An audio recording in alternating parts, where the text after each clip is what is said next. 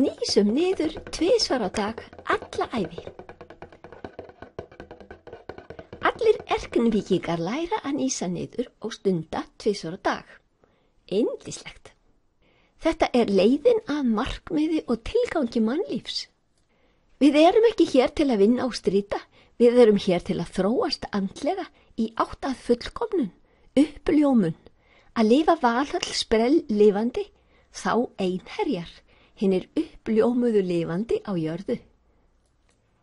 Við skulum einnig vita að við öðlumst stuðning náttúrunnar. Ef við lendum í ógn, mun eitthvað verða til hjálpar. Þursa megir 3.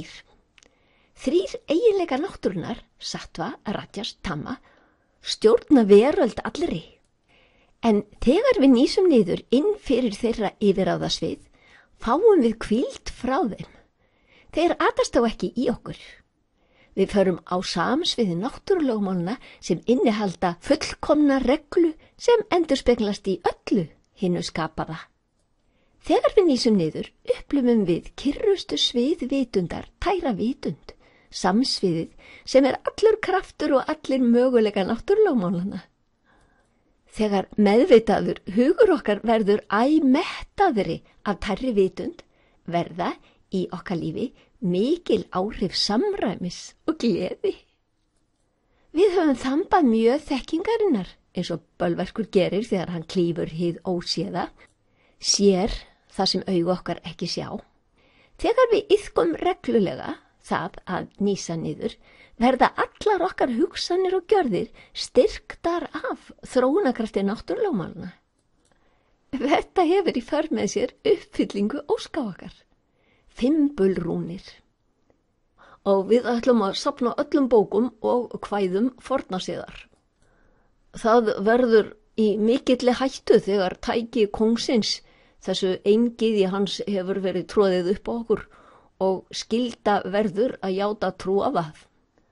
Þeir brenna alla list okkar, ljóðfæri og allt sem skrifað sem djöfulegt. Hugmóður, en hví ættum við að trúa þeim? Högni, ekkert val. Þeir nota óttan sem tæki og sumir munu bogna. Þeir sem ekki láta segjast eru fjarlægðir á hrottalegan hátt. Þeir bjuggu til óvinn, andskota.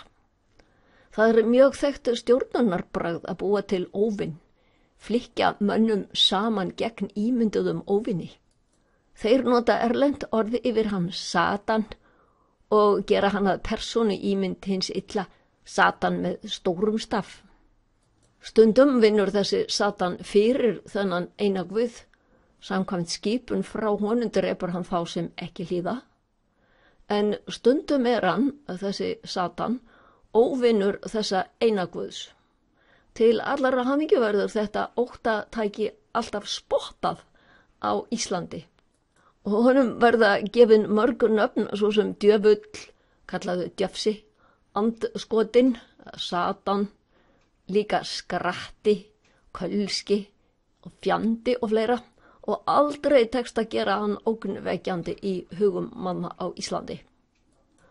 Íslandingar taka hann aldrei alvarlega, alltaf hægt að plata hann með smá kænsku og sálina veði. Sæmundur á selnum, priest Sæmundur í Odda on the seal, and the seal is the devil carrying Sæmundur over the open ocean from France to Iceland. They had a deal and the soul was at stake. Þekkingin okkar æva forna hefur verið afskræmt, svo við ætlum að endurvekja gleymda þekkingu svið náttúrulögmálna. Þegar þekkingin gleymist fer allt til fjandans. Hugmóður, með sálina að veði. Edda smá. Í þessari kirkju sem þeir fundu upp, nær hótunin út fyrir líf hinna lifandi. Þeir hóta hræðilegum misþyrmingum á sálum hinna óhlýðnu, en lofa öllu fögru þeim sem játa trú og borga peninga til kirkjunar. Við höfum valhöll handa hinum uppljómuðu lifandi á jörðu hér. Og helju handa sálum sem hvílast milli æviskeiða okkar á jörðu. Þessi þekking má ekki glatast og ekki má miskilja né snúa út úr.